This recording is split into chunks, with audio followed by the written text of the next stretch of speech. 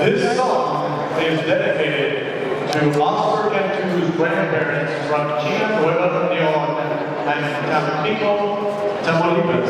The song is called Los Americanos and is by Los Tigres. Introducing the Junior NABL Super Flyweight Champion from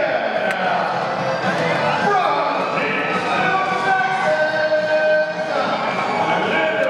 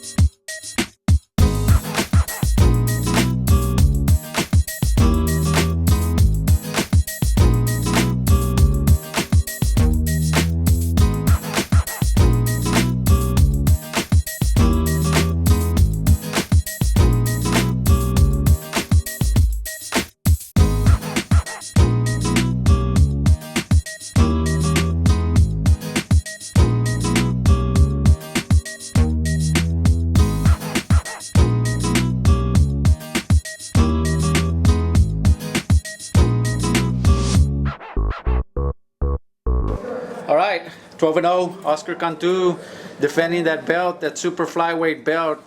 Tell me about the fight itself, going into this with this guy. Well, it's a tough fight. This guy, Timur Shailozava, he came with it, you know.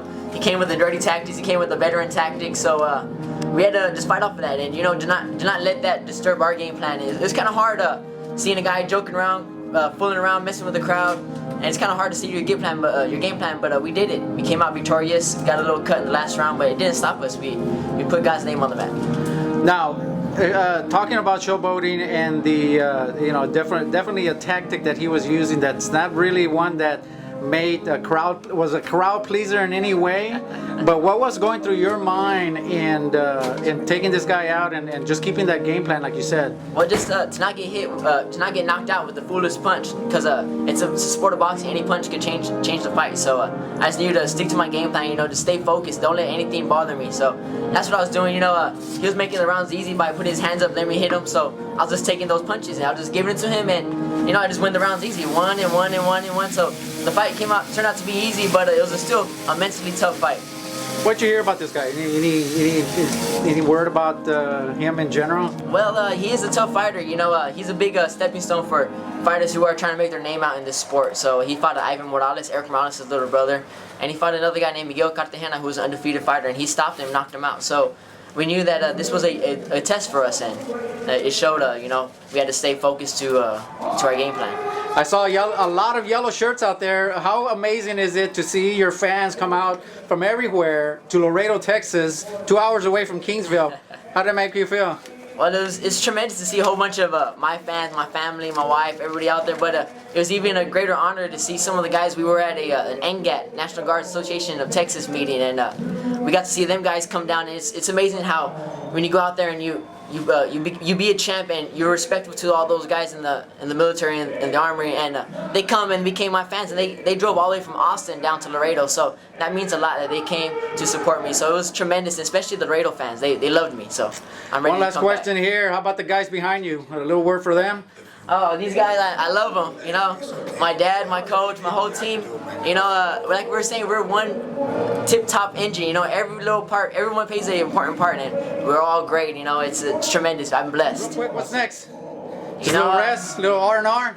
a little R&R, then, you know, the World Championship. That's what we're gunning for. Bring it. Coach Cantu, another win, 12-0 now for Oscar Cantu. How amazing was he out there tonight, and what did you see that that the game plan that you guys had in mind? How did that go? Well, you know, and amazing is the word, because he stuck to the game plan, he executed it. Even though the crowd, you know, was wanting more and more action, ultimately Timur, you know, very savvy old veteran, was trying to draw him into something ugly. And we studied the tapes, we saw that, so we had to be disciplined to not get caught up into that. And ultimately, in the 7th round, when we decided to try to do a little to please the crowd off of the instructions of myself, saying step in with your 1-2, crash of heads. So very awkward fight, but I'm very amazed at the kid's discipline and the way to follow instructions. You know, he did it very well. We're very happy with it.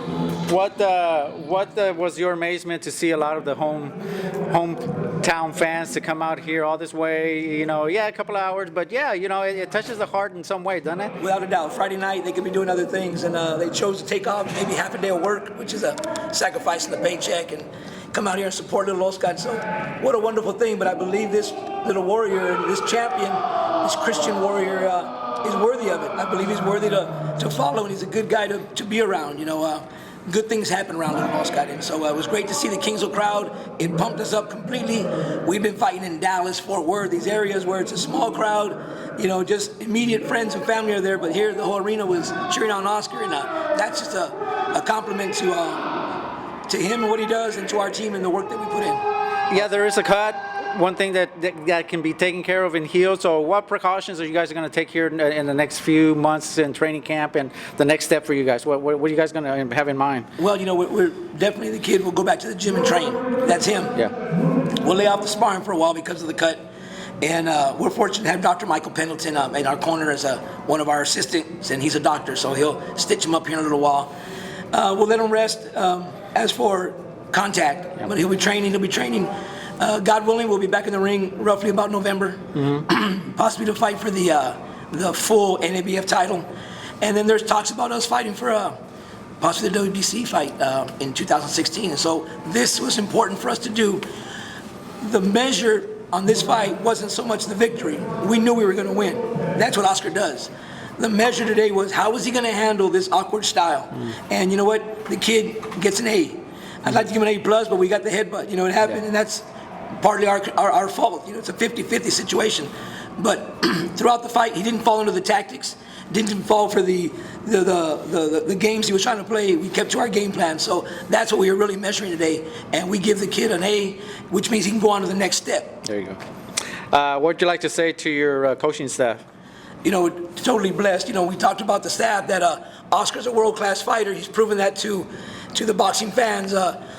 People don't realize that in our corner, we have a former world champion, Manny Cepeda. We have a professional doctor who has his own practice, Dr. Michael Pendleton. Then we have one of the most experienced cut men out there, Ray Ontiveros, and then myself. So our corner is a Class A corner, and we have a Class A fighter. Together, we have a world champion, and in the future, I believe we will continue to win championships. Coach Cantu, Team Cantu, lots of luck to you guys. God bless you, your team, the family, everybody in Oscar, and good luck in the future for you guys. Thank you to everybody. God bless everybody. Thank you for the prayers. Thanks for the support. And, you know, we truly appreciate each and every one of you.